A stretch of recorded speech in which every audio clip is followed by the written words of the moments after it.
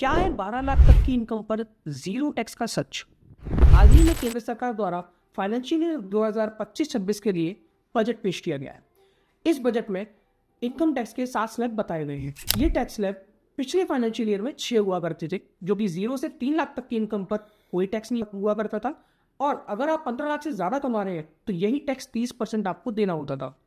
अब इस साल की फाइनेंशियल ईयर में जो 7 स्लैब बताए गए हैं उसमें 0 से 4 लाख तक की इनकम पर कोई टैक्स नहीं है, 4 से 8 पर 5%, 8 से 12 पर 10%, और वहीं अगर आप 24 लाख से ज़्यादा कमाते हैं तो यही टैक्स आपको 30% तक देना होता है।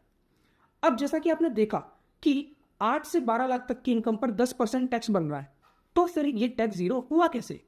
दोस्तों, यहां पर एंट्री होती है इनकम टैक्स एक्ट के सेक्शन 87A की, जो आपको प्रोवाइड करता है रिबिट। अब रिबिट जो है 12 लाख तक की इनकम पर आपका जो टैक्स बनता है वो बनता है 60,000 रुपये।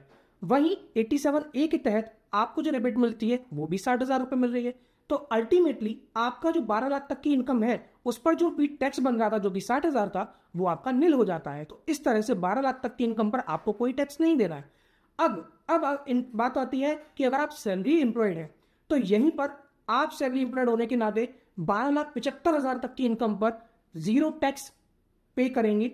यानी कि ऐसा क्यों है? क्योंकि 75,000 जो है वो सैलरीड एम्प्लॉयड अपने स्टैंडर्ड डिडक्शन में शो कर सकता है, जिससे कि उसे जीरो पे टैक्स देना पड़ेगा।